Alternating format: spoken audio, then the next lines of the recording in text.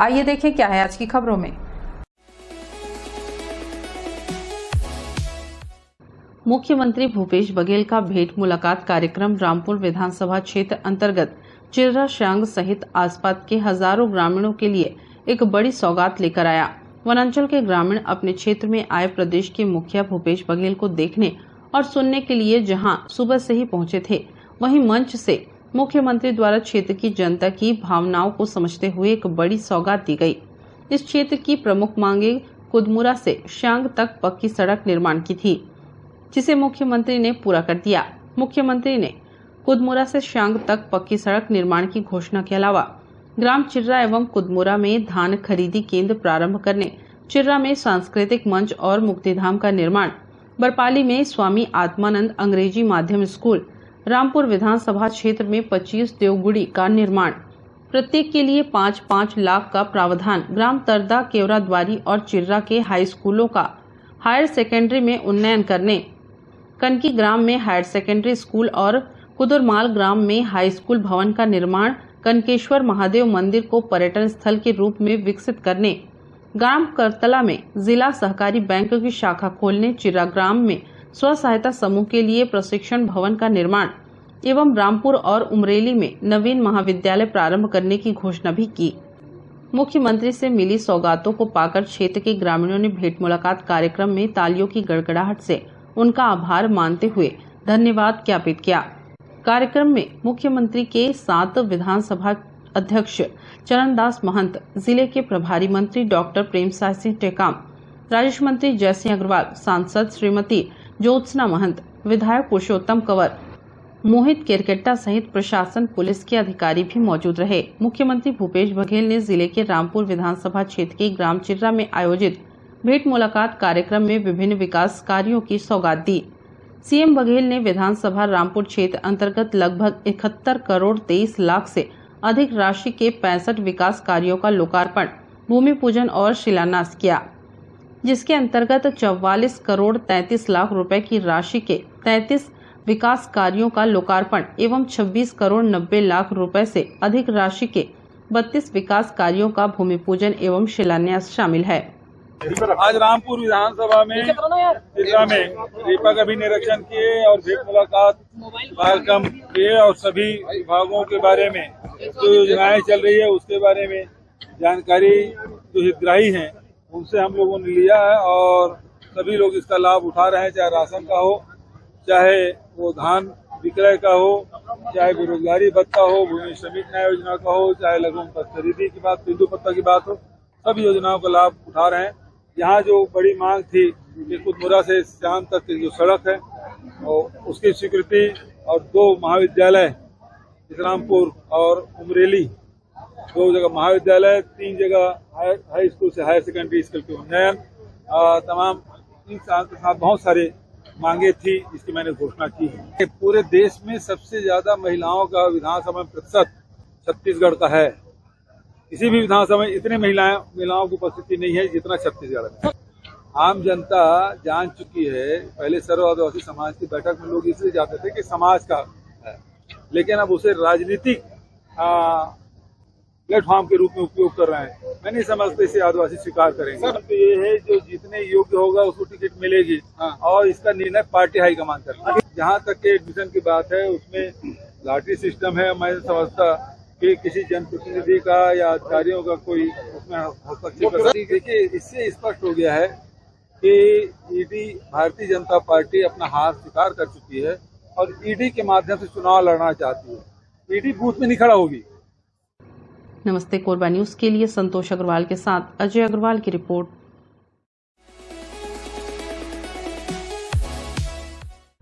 रामपुर विधानसभा क्षेत्र में आयोजित भेंट मुलाकात में आए छत्तीसगढ़ के यशस्वी मुख्यमंत्री भूपेश बघेल का कुदमुरा हेलीपैड के समीप जमकर नारेबाजी के साथ पूर्व जनपद अध्यक्ष करतला धनेश्वरी कंवर के नेतृत्व में महामाला से जोरदार स्वागत किया गया एवं रामपुर विधानसभा क्षेत्र में दिए गए सौगात के लिए धन्यवाद भी प्रेषित किया गया।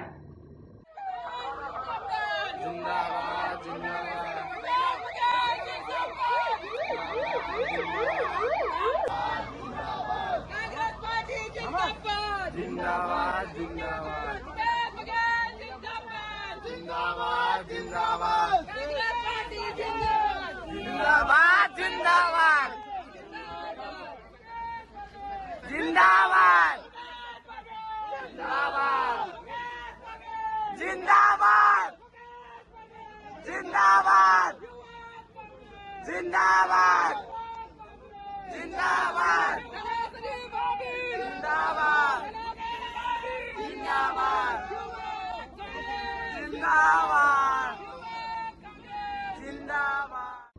नमस्ते कोरबा न्यूज के लिए अजय अग्रवाल के साथ ममता साहू की रिपोर्ट।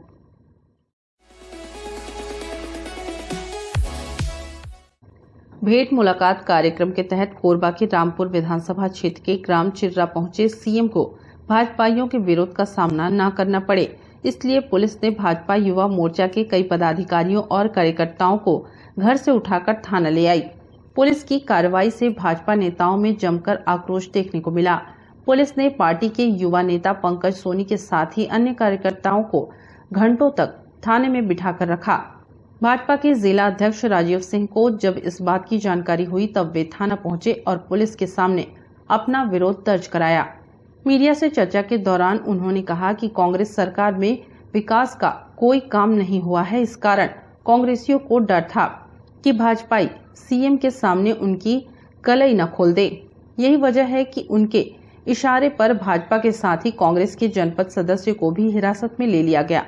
रामपुर विधानसभा में आदरणीय मुख्यमंत्री जी का दौरा था और रामपुर विधानसभा के विधायक हमारे आदरणीय ननकीराम कंवर जी, उनका जो दौरा था तो उसी तारतम्य में मुझे अभी जो जानकारी प्राप्त हुई सुबह सुबह कि हमारे कुछ युवा मोर्चा के और कुछ मंडल अध्यक्षों को थाने ले जाया गया है, जिसमें कि हमारे युवा मोर्चा के जिलाध्यक्ष सम्मानीय पंकज सोनी जी, हमारे युवा मोर्चा के मंडल अध्यक्ष यशवंत जी और हमारे मंडल अध्यक्ष श्री लक्ष्मी श्रीवास जो कि कुदमुरा के मंडल अध्यक्ष हैं, और अजय कंवर जो कि प्रदेश में युवा मोर्चा के पदाधिकारी हैं, इन सभी को उर्गा थाना, रजगामार थाना और यहाँ हम जरूर सिविल लाइंस थाने में उपस्थित हैं, यहाँ पे पंकज सोनी जी को लाया गया है। तो इसी का मुझे समझ में नहीं आ रहा है कि आज सीएम साहब पहुंचे नहीं थे तो इतना डर क्या आ गया कांग्रेसियों में कि उन लोगों ने प्रशासन और इन लोग को बोल करके हमारे इन पदाधिकारियों को अपने अपने घरों से उठवा लिया, जबकि कोई विरोध हुआ भी नहीं था। यहाँ जब मैं थाने पहुंचा तो मैं देखा कि पंकज सोनी जी तो बैठे हुए थे, साथ ही साथ मुझे देख करके आश्चर्य हुआ कि कांग्रेस पार्टी के जो कि वहां पे जनपद के उपाध्यक्ष हैं नंद कुमार कंवर जी, वो भी यहाँ बैठे हुए, जिनको पूरी जिम्मेदारी वहां की दी गई थी। कांग्रेस सरकार की यह दमन नीति और कानून विरोधी नीति यह लोगों के सामने अब आ रही है और आने वाले दिनों में 6 महीने बची है इनकी सरकार। हमारी भी सरकार थी 15 साल, लेकिन कभी ऐसा देखने को हमें नहीं मिला था। लेकिन आज जो ये नीति अपना रहे हैं, ये कानून विरोधी काम कर रहे हैं, इसका जनता जरूर इनको सजा देगी। देखिए, आज रामपुर विधानसभा के ग्राम चिर्रा में सीएम भूपेश बघेल जी का आगमन हो रहा है और चूंकि मुख्य विपक्षी दल के युवा विंग के कार्यकर्ता होने के नाते अब लोकतंत्र में हमारा अधिकार है कि हम विरोध करें। उनको जो सोती हुई सरकार है उनको जगाने का काम कौन कर सकता है? हम ही कर सकते हैं मुख्य विपक्षी दल होने के नाते। अब ऐसा हम लोगों ने योजना बना करके रखा था, लेकिन तभी विरोध किए नहीं थे। मैं अपने व्यवसायिक प्रतिष्ठान में बैठा हुआ था, अचानक से 3 पुलिस वाले आते हैं और मुझे उठा करके सीधे थाने ले आते हैं और यहाँ पर आने के बाद पता चलता है कि आप वहाँ विरोध प्रदर्शन करने जाने वाले थे, इसलिए आपको लाया गया है। तो मुझे ये समझ में नहीं आता, अभी तो हम लोगों ने विरोध प्रदर्शन किया ही नहीं है, तो फिर मुझे जबरन यहाँ पर ला करके बिठाने का इनकी मंशा क्या है? आखिर भूपेश बघेल जी भारतीय जनता पार्टी और युवा मोर्चा कार्यकर्ताओं से क्यों डरते हैं? इसका मतलब यह है कि उनके मन में चोर है, उन्होंने विकास कार्य नहीं किया है और बड़े बड़े घोटाले किए हैं। इसको उजागर करने का काम हम ही लोग कर रहे हैं। बस मुझे लगता है इसी डर से पुलिस प्रशासन को ये संदेश आया, मुझे उठा करके ला करके यहाँ बैठा दिया गया। नमस्ते कोरबा न्यूज के लिए अजय अग्रवाल के साथ रामकुमार यादव की रिपोर्ट। बुलेटिन में अब वक्त है एक छोटे से ब्रेक का, मिलते हैं ब्रेक के बाद। हमें जानकारी मिली है कि कुछ लोग नमस्ते कोरबा समाचार में खबर चलाने के नाम से पैसों की उगाही कर रहे हैं। आप सभी से अनुरोध है कि खबर चलाने के नाम से अगर कोई आपसे पैसों की मांग करता है तो आप अपने संबंधित थाना क्षेत्र में उस व्यक्ति की शिकायत करें। इसके साथ ही आप हमसे नीचे दिए गए नंबरों पर संपर्क करें। हम निष्पक्ष पत्रकारिता करते हैं, हम अपने कार्य को व्यवसाय की श्रेणी में नहीं रखते। संपर्क करें 7000314479 9827107490।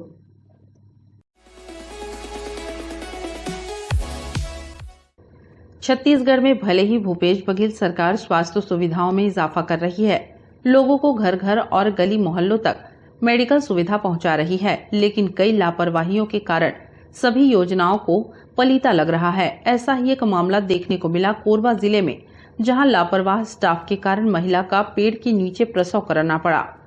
ऐसे में अब छत्तीसगढ़ के स्वास्थ्य कर्मचारियों की सुविधाओं पर बड़ा सवाल खड़ा हो रहा है। मामला कोरबा ब्लॉक अंतर्गत ग्राम कोरकोमा का है, जहां 10 बिस्तर वाला शासकीय सामुदायिक स्वास्थ्य केंद्र है।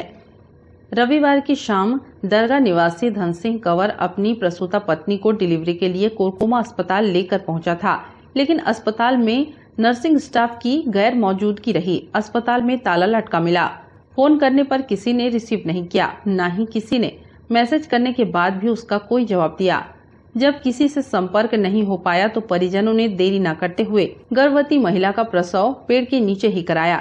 इस स्थिति में अस्पताल के चिकित्सक और आरएमए भी खुद को लाचार पाए और मूक दर्शक बनकर बदहाल स्वास्थ्य सुविधा का तमाशा देखते रहे। मामले में अस्पताल के चिकित्सक से सवाल पूछा गया तो उन्होंने बताया कि जिसकी ड्यूटी थी उसका ट्रांसफर हो गया है, उन्हें रिलीव करने का ऑर्डर है, इसलिए वे छुट्टी पर चली गई हैं। चिकित्सक अपने बचाव में कुछ भी कहे, यदि इस दौरान जच्चा और बच्चा को कुछ हो जाता तो उसका जवाबदेह कौन होता, यह एक बड़ा सवाल है। ये मामला जो है ये दरगाह की है, यहाँ से 4 किलोमीटर दूर गांव से आई है। दिलेश्वरी नाम की महिला, उसका चौथा प्रसव है। और एक्चुअल में क्या है कि जिसकी ड्यूटी आज निर्धारित है उनको रिलीविंग ऑर्डर बन गया है, उनको जो है सामने रिलीव करने के लिए आदेश कर दिया है, इसलिए वो अवकाश में वो डाल कर को चली गई है, वो नहीं आ रही है। अब रही बात दूसरी कि ये जो प्रसूति विभाग जो लिखा हुआ है, जो 10 विस्तारित भवन जो है जिसमें, उसमें जो है ज्योतिका सिस्टर जो एनएम है वहाँ रहती हूँ करके उसको कब्जा करके रखी है। और वो हमको नहीं बता के गई है कि मैं मुख्यालय छोड़ने के जा रहे हूँ कोरबा करके। वो कोरबा से आना जाना करती है, वो कब्जा करके रखी है। वो यदि वो रहती यहाँ पे तो डिलीवरी वो उसके द्वारा डिलीवरी खुला रहता और वहाँ पे संपादित कराती हो। गलती जो है ज्योतिका की है, यहाँ चाबी को किसी को भी हैंड ओवर करके नहीं गई है, तो इसलिए इस कारण से डिलीवरी जो है यहाँ पर हो गया। और हम तो डिलीवरी की पूरी अपन जानकारी में थे यहाँ पे कि जो डिलीवरी केस आया है, और मैंने जो और स्टाफ से संपर्क में था और मुझे मितानिन के द्वारा मालूम हुआ कि डिलीवरी सर हो गया, आके थोड़ा देख लो। और जैसे बोली वैसे पहुँच के आके देखा, वो डिलीवरी नॉर्मल हुआ है, बच्चा भी स्वस्थ है। अभी बच्चा जो है फीडिंग भी किया है बच्चा, और माँ भी स्वस्थ है। नमस्ते कोरबा न्यूज के लिए संतोष अग्रवाल के साथ अजय अग्रवाल की रिपोर्ट।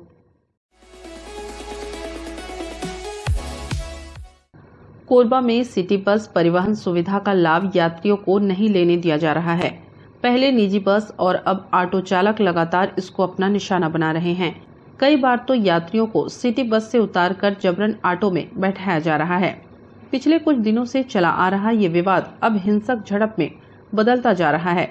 बीते दिनों हुई मारपीट की घटना के बाद एक बार फिर कोरबा रेलवे स्टेशन में सिटी बस के एक ड्राइवर के साथ मारपीट की गई है।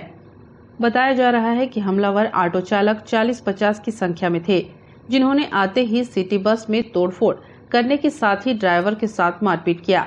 दोपहर करीब 2 बजे यहां ट्रेन के समय यात्रियों को लेने खड़ी करीब आधा दर्जन सिटी बसों के आगे ऑटो चालकों ने अपनी गाड़ी लगा दी।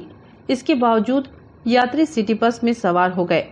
जब एक ड्राइवर ने इसका विरोध करते हुए ऑटो हटाने, गाड़ी ले जाने की बात कही तो ऑटो चालकों का दल बिफर पड़ा और ड्राइवर की बेरहमी से पिटाई कर दी। घटना को देख बाकी के सिटी बस ड्राइवर काफी डर गए और उन्होंने अपनी सवारी उतारकर खाली बसों को पुराना बस स्टैंड में खड़ा कर दिया। घटना की जानकारी जब अन्य सिटी बस चालकों को लगी तो वो भी अपनी बसों के साथ पुराना बस स्टैंड पहुंच गए। यहाँ अचानक 30 से अधिक बसों के खड़ा हो जाने से जाम की स्थिति बन गई। सभी भयभीत सिटी बस ड्राइवर कोतवाली थाने पहुंच पुलिस से सुरक्षा की मांग करने लगे। ड्राइवरों का कहना है कि ऑटो चालक महंगे दर में सवारियों को ले जाते हैं, जबकि सस्ता व सुरक्षित माहौल में यात्री यात्रा करना चाहते हैं। इसलिए ऑटो चालक बार बार उनको परेशान कर रहे हैं। जब तक इस मामले को लेकर ऑटो चालक और सिटी बस ड्राइवरों के साथ प्रशासन बैठक नहीं करता, तब तक स्थिति ऐसी ही बनी रहेगी। लेने गए थे तो वहाँ 40-50 लोग ऑटो वाले आए, हम लोग चातापाई किए तो आई नहीं बैठाने के लिए। और गाड़ी को क्या किए? गाड़ी में तोड़ फोड़ भी की है। तुम्हारे डर का माहौल है, हम लोग गाड़ी नहीं चलाएंगे। इधर यात्रियों का साफ कहना है कि जिस यात्रा को ऑटो में करने पर उनको 50 रुपए खर्च करने पड़ते हैं, वहीं सिटी बस 10 रुपए में ही उनको उनकी मंजिल तक पहुंचा देता है। ऐसे में सिटी बस का संचालन निर्बाध गति से होना चाहिए। नमस्ते कोरबा न्यूज के लिए संतोष अग्रवाल के साथ रामकुमार यादव की रिपोर्ट।